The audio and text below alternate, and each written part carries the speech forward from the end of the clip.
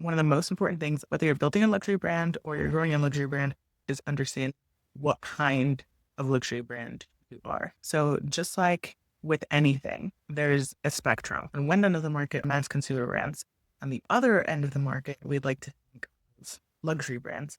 However, even within the luxury space, there's a really wide spectrum of what luxury can be. Two of the most important markers on that spectrum are luxury brands and ultra luxury brands. So it's really important to know how each one of these differ and the opportunities that each one offers in order to then form a strategy that fits where you're going. You have your destination and your starting point. Without those two pieces of information, there's no way for you to navigate from here to there. So what's the difference? The first one being pricing. For the luxury space, we're talking high price point, but accessible to upper middle and aspirational buyers.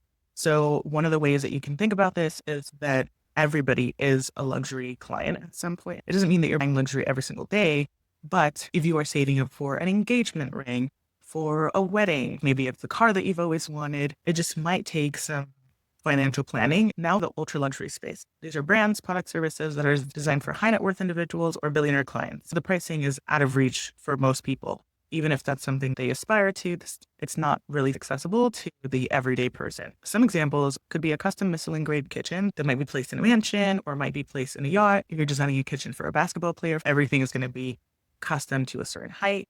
The luxury brand could be like Restoration Hardware. An ultra luxury brand could be what you would find in the New York Design Center, where at this point, we're talking about a chair that might cost $10,000. One of the ways that you can grow your brand, if you're a luxury brand, is to move up into the ultra luxury space and vice versa. If you're an ultra luxury brand, one of the ways that you can grow your brand is to go down the spectrum and grow within the luxury space. Because they have different price points, that also means that they are going to have different clients. The next point we're going to talk about is availability. For luxury brands, we're talking about mass affluent reach. And in terms of where you can find them, they're often stocked in major retailers. They have global showrooms. They could still be in a shopping mall. An ultra luxury brand is going to have extremely limited access. You might have to make an appointment. Access often can be by referral only, by invitation, a private relationship, but it's not going to be as publicly accessible. Most of the time when people think about luxury, it's the brands that we all know and love. Ultra luxury brands tend to be not as well known, but it's intentional. It doesn't make sense for them to actually be visible everywhere or to market everywhere because it would create a lot of marketing and media waste because they're not trying to reach everybody. So Chanel, for example, might advertise in Vogue because that caters to that aspirational buyer. However, Chanel high jewelry, really custom pieces, family heirlooms, they're not going to advertise that in Vogue. They'll advertise that in Billionaire magazine.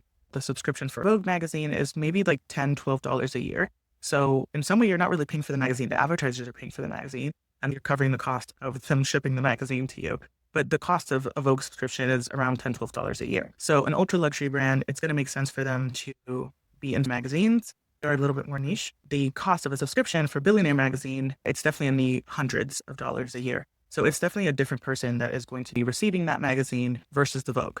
Now, the last point we're going to look at is personalization. For a luxury offer, personalization is offered, but it's within set options. Here's the 5 colors that we have. You can choose between them.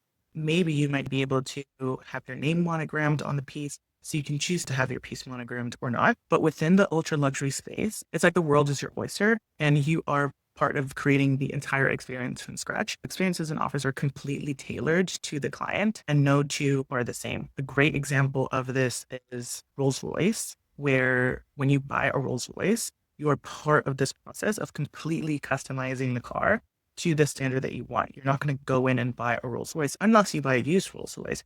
But if you're buying a new Rolls, you have to wait for it because it's going to be made for you. But you can have a brand that exists completely in the luxury category, and you can have a brand that exists completely in the ultra luxury category. You can also have a brand that exists in both. This is similar to what Hermes does, where you can obviously go into an Hermes store and there's things that you can buy, especially their scarves, those are pretty popular, but certain things like a rare white Himalayan croc Birkin, that's going to be based on the purchase history that you have established with the brand, whether you're going to be offered that opportunity to buy such a bag. I created my luxury brand, Kira Club, as an ultra luxury brand where every single experience is custom to the people that are attending. It's a high price point, of course, but it is for luxury brands that are very serious about their growth. If you have even just a $1 million opportunity in front of you, it makes perfect sense. And usually the growth opportunity, the business opportunity is much bigger than that. The whole point of Carrot Club is to create the conditions for the next generation of luxury powerhouses. So what comes out of our atelier is going to vary. It might be an invitation-only summit, an exclusive accelerator, private dinners, and some things are going to become hallmarks of our brand over time, just like the Birkin is for Hermes. And some things we may do only once and look back at it as important moments in our archive. The world of luxury is timeless, but it's also ever evolving. And the future really demands more than conventional thinking. It requires people who are ready to challenge the status quo and redefine luxury. So if this sounds like you, welcome to the club.